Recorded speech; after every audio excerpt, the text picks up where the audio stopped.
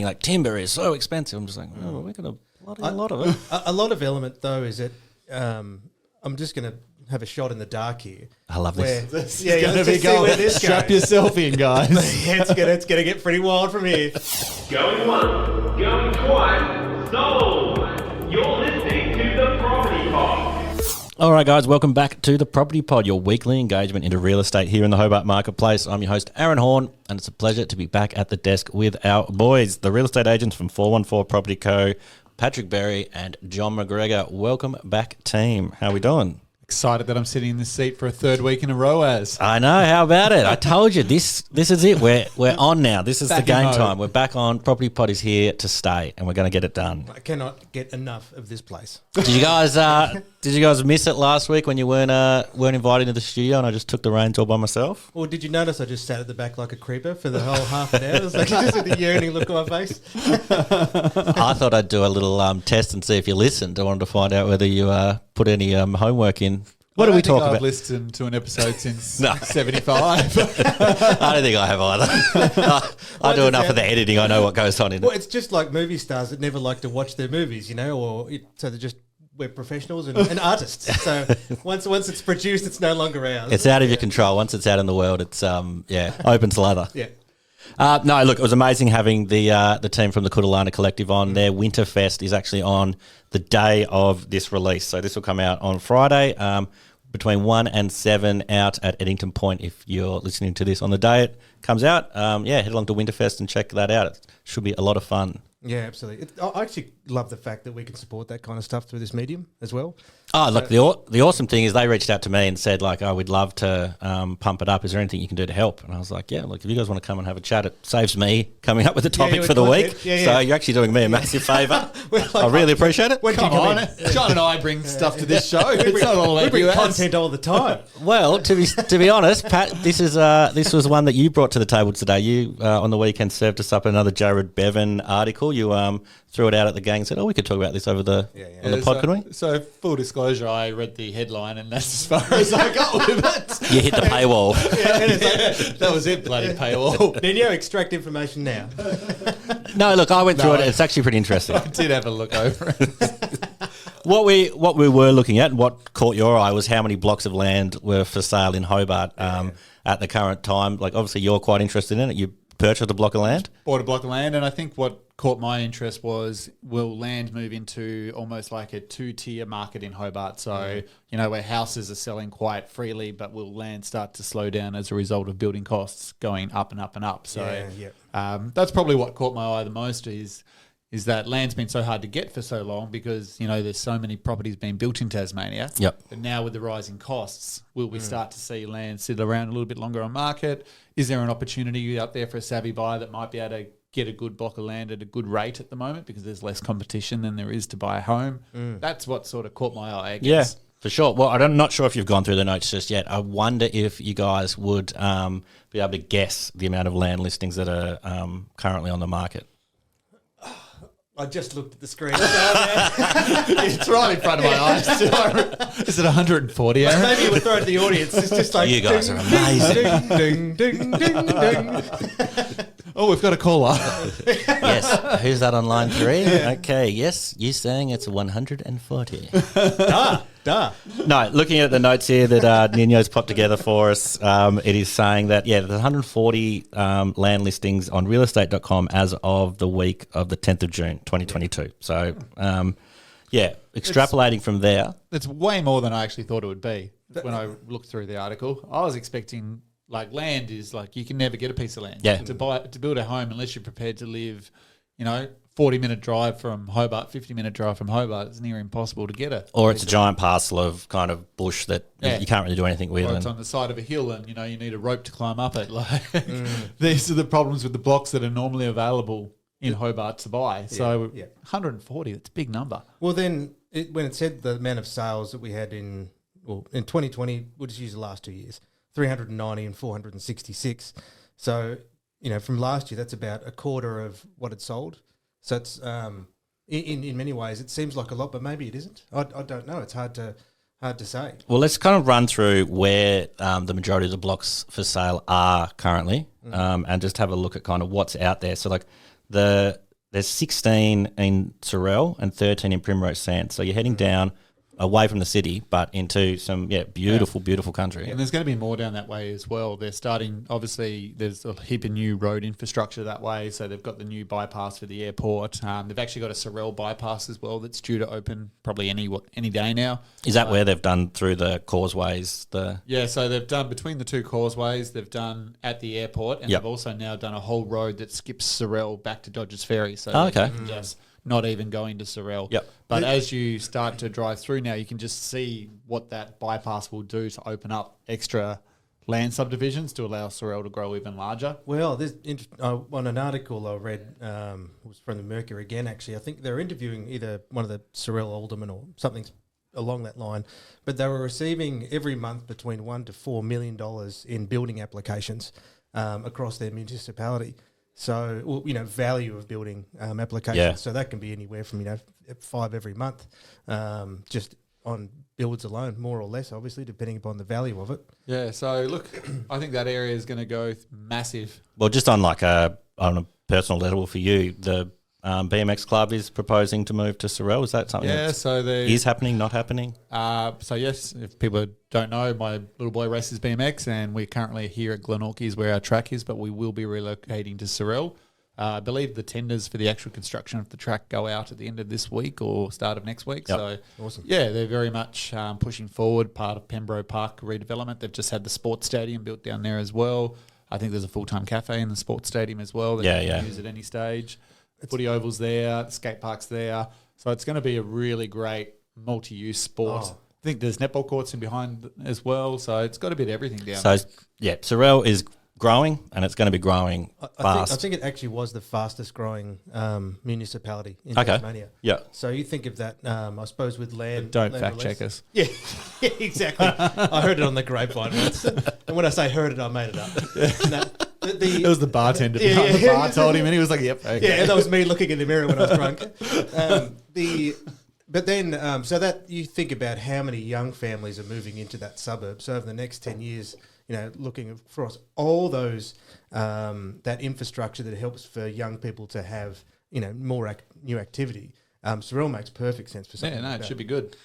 Oh, and then, if you're making it easier for people to get there from the city with all this extra, it's no different to them coming out towards Glenorchy or your Bridgewater ways. So, Sorel, watch this space. Probably a good spot to get into. And look, that appears to be the largest development happening at the moment. So, like, you look at some of the other suburbs where land is available, like Oakdown's got 8, Lenna Valley 6, New Norfolk 7. They're all sort of lower numbers that don't really show growth. They're probably just indicators that, there's vacant blocks that have just never been built on that are now just turning over. Yeah, Lenna Valley with 6 is a really interesting one because that feels like it's kind of, so blocked there's in. 2 rather large subdivisions up there.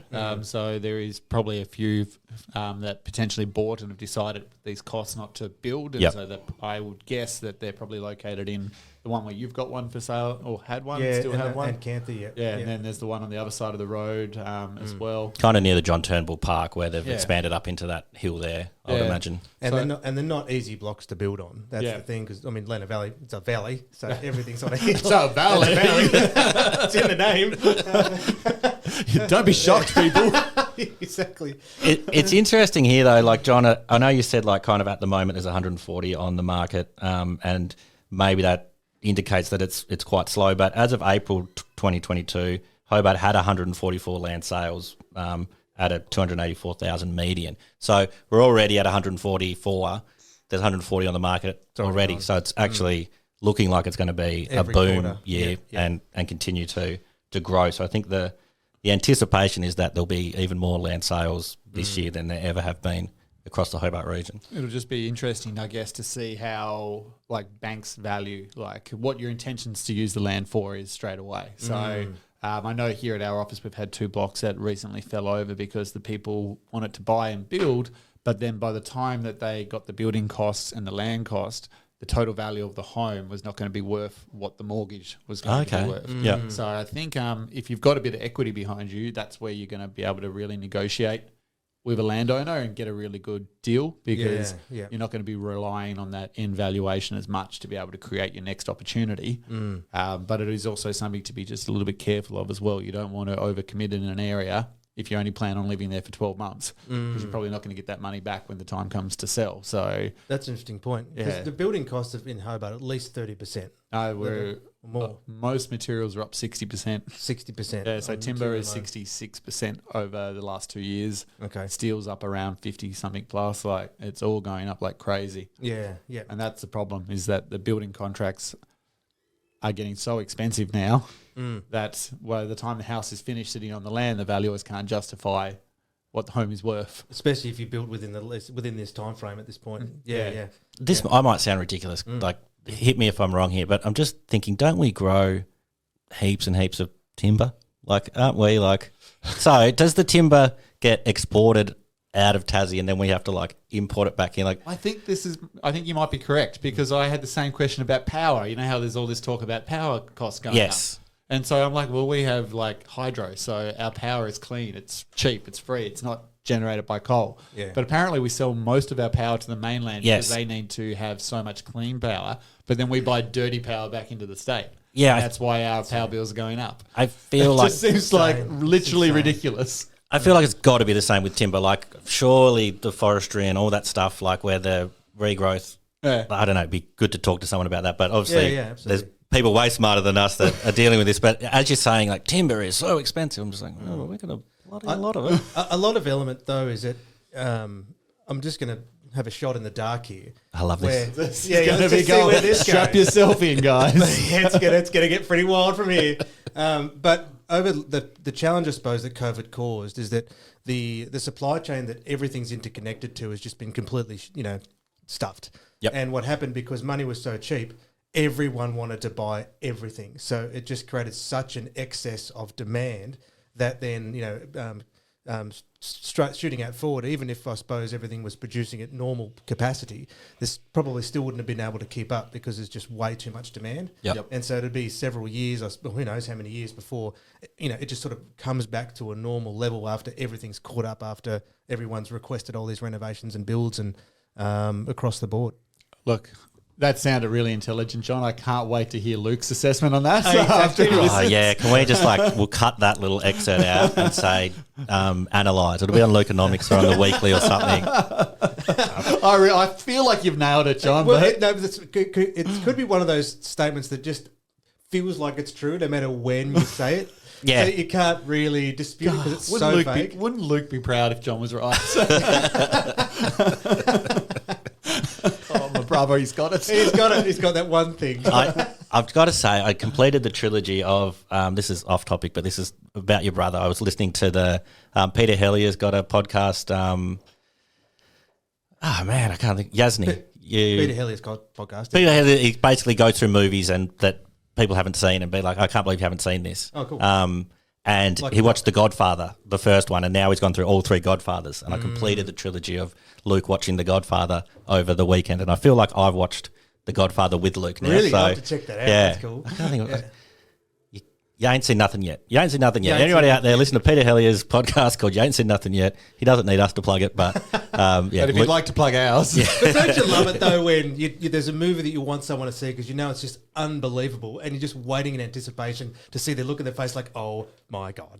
Well, it was like the time I told you that Slice Alone was recutting Rocky together. And you're Yeah. like, I've never seen Rocky. And I was Yes. just like, it's What like, the I don't know hell? if you've heard of this movie as The Rock. The Rock, yeah, Oh yeah. my God, that is a hell of so a it flick. stars Sean Connery.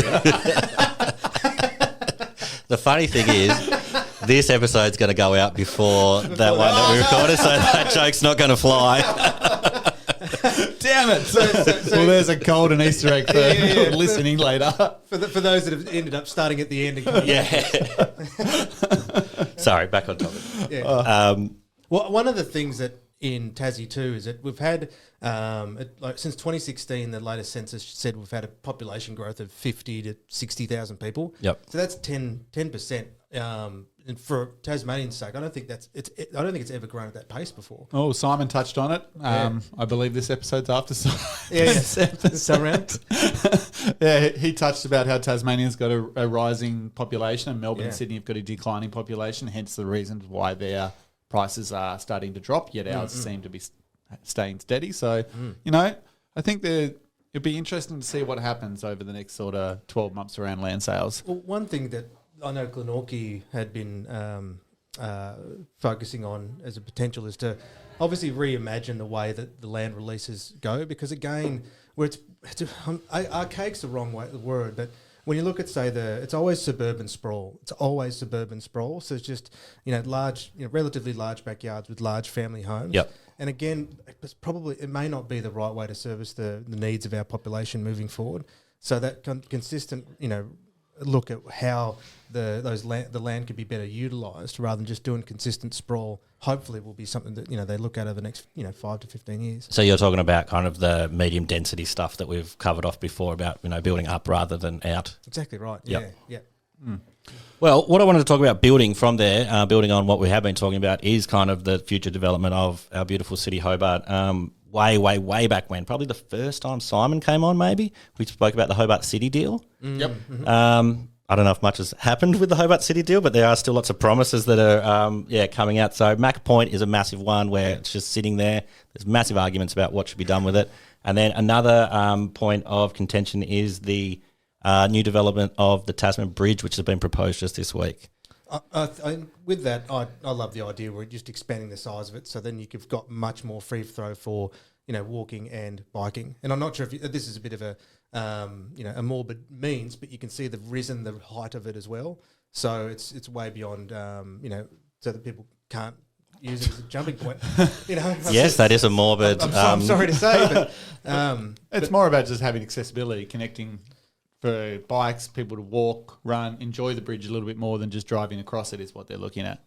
absolutely. Yeah. And Yeah. I think that's awesome. I think more people doing like exercise and enjoying the view that comes from that bridge. Why not stop and enjoy it rather than just race across it? Oh, look, it's kind of that arterial part that brings the Eastern Shore over to us and us over to them sort of thing. Like, the ferries are really great, but if you can get a better use of it and put, bike lanes and et cetera in it, why not go for that? Basically what's happening is concept plans for $130 million upgrade to the bridge have been released for public comment. So the reason I wanted this episode to be going out before some other ones that we've recorded is this is the first time we've been on top of it where we can say... Get your comment in. Get your comment in, because normally I come and say, if we'd have been on top of this, you would have been able to comment, but you've missed your window. So between Monday, June 27th and Tuesday, July 19, 2022, you can contact them or go and have a look at the plans and, let people know. So they're available for public comment, and the public that listen to this, all those people out there, Get on it. get on it. And put in your comment, put a little, where did you hear about this? The Property Pod? Just so they know that's where it came from. I hope their servers are up to the channel. Like we don't want to crash the system. Yes, everyone, we'll allocate time slots, right? So don't flood the system. Yeah, if it crashes on you, don't worry. We'll talk to them It's about other it. passionate Property Pod listeners, and there'll be more time. I guess I'm all for it. I'm all for it. I actually really enjoyed when the Mercury put up this a couple of days ago, reading the comments from all the people below. Yeah. Just blows my mind how people think. Like 90% of the comments is, it needs more lanes. Put in 2 more lanes. I'm like, where? Yeah. And again, all they do, you'd widen it, and then they just condense into the exit lane, instead of completely stuff the whole thing anyway. Yeah. And like, it's all well and good to widen it to have a bike trail or a walking path, because the weight involved in that is a lot more sensible. But to widen it to get 2 more lanes where trucks and cars can go across it, just people just think. There's this image there's a highway, I believe it's in China, where it goes from 50 lanes and condenses into like 5 or 6. Yeah. And so all you just see is this Bottleneck. hundreds and probably thousands of cars just bottlenecking into this tiny little, Was vein this that can't. one of get out. those Instagram story videos that you saw, John? Probably. It's probably fake, but I like it. Screw it, let's just say it's true. Let's just say it's true. But The I same bartender showed you the video. Yeah, me again in the mirror. I mean, I guess that's why the artery is a good analogy for it, because you can try to squeeze as much as you can, but ultimately if the exit lanes don't exist, well, it's just going to slow everything down. It's pointless. Yeah, I suppose with those initial photos where they've got the bright purple surrounded both the interior of it and the exterior, I think that might need to be a bit revisited. It's a pretty intense colour just to be permanent on the bridge. Oh, you're not a fan of that, John? Well, I like the idea with all the lights, how they can change it depending upon the season. Would you prefer it just to be like grey and dull? Yeah, exactly. Just like concrete. like 1970s Russia. I like the while Mofo was on, being able to see the big red bridge was it was really sweet, and we know. I suppose at Christmas time you could go green and red, John. That jolly spirit going. Exactly. Yeah. Look, the Sydney Harbour Bridge, the coat hanger, people love it. It's kind of an iconic thing. So, let's make the Tasman Bridge as iconic as that. Yeah, exactly. Oh, Be bold, John. Bit of purple in your life. Come on. You're probably the boldest bloke in this room. Think about, look at you. You got your chest hair out. Just letting it hang. it would just, And he's here worried about a bit purple bridge. just coated in images of my chest there. I mean, that's going in. And that's where we lost all the listeners. Terry, I know you're still there, mate. Thanks for staying around. Now they're not going to write into the proposal. No, they've already gone. Yeah, true. They would have stopped and gone there. They've already crashed the website. Just before we leave, I did want to talk about Mac Point. It's a massive point of contention. Even Albo, the Prime Minister, was here the other day saying, get your act together. You've got the place sitting there. The money's allocated from your Hobart City deal. Let's do something with it. I think What's that's happening? the biggest problem is that no one will agree on what needs to go there. Yes. It's the largest piece of land in a city that probably any capital city will see for forever. You won't see this amount of land come available so close to the centre of a city. And realistically, everyone has a right to contribute to their input and what it should be. So that's a tough one. Yeah, so I think that's always going to be a problem as people try to decide what to utilise it for. It just feels like classic Tassie, though. Let's just sit on our hands and not do anything and just let it. It's just sitting there doing nothing. Make a decision on the footy stadium or put in. Bob Clifford's come out saying he wants to put in, a shopping district there and just let it be. Put in all the car parks so that we can funnel everyone there, and then let's get the cable car done. But yeah. it's just nothing's happening. Nothing. Well, didn't one of the old AFL bosses come out to say that it's almost to put in a Tassie team's almost like a free deal for the AFL. The Tassie government will supply 50 million, and then if the Macquarie Point built the stadium, AFL doesn't have to contribute a cent. So it's kind of like a free team for the AFL. They don't have to invest anything. So you could, again, if that was there as an internationally recognised stadium. Along with Bob Clifford's point, where you do have a very deep port, so we can invite the largest cruise ships in as well. It's a phenomenal opportunity for a diverse means of inviting people to that sector. Yeah, I think whether it be a sports stadium or some sort of other format, just the ability for events to be held in space, I think, is key. Because events bring in tourists brings in money, that generates more opportunities for the city. So. Stadium sounds like a great idea, and sure, the idea of a AFL team would be great, but maybe it doesn't have to be a footy stadium. Yes, is that exactly what Tassie needs right now? Maybe not, but just having it sitting there vacant is pretty frustrating as well. I think having a stadium though that holds closer to 30 or 40,000 people in Hobart is something that the city is getting close to requiring though. Like Bellarive at 18,000, yes, it doesn't very, very rarely fill up. But it also limits the opportunities of events that will come here because of its stadium capacity. That would fill it up. Yeah. So if we had a bigger stadium that then can draw card bigger events, then there's a larger chance that people would go out to support it. So that's the weird part. Yeah. Yeah. You got to build it before they would come. That's it. Oh. Straight out of Wayne's World. Straight out of Wayne's World. It's not Field of Dreams, baby. It's Wayne's World. I was thinking Field of Dreams, but anyway. We're not worthy. All right, guys, that is this week's episode. Thank you, Nino, for popping together the notes for us. We got through most of them. There's a bit of land out there to buy. There is a bridge development that you can comment on if you're timely in listening to this episode. And if one of you could just suggest that it be vinyl wrapped in John's Chest hair. that'd be such a good comment to go through. I was listening to this podcast and they recommended that I mention them and something to do with chest hair. So thank you. They're respectable real estate agents, by the way. Oh, dear. All right, guys. Thanks for wasting your time listening to the Property Pod once again. We'll be back next week with more silly banter. See you guys. See ya. You have been listening to the Property Pod, recorded and edited by 414 Media House in conjunction with 414 Property Code. This podcast is general information only, and the thoughts and views expressed is the opinion of our panel, and listeners should always seek then use their own investigation into any topic we discuss to ensure they fully understand their own situation. It does not constitute and should not be relied on as purchasing, selling, financial or investment advice or recommendations, express or implied, and it should not be used as an invitation to take up any agent or investment services. No investment decision or activity should be undertaken on the basis of this information without first seeking qualified and professional advice.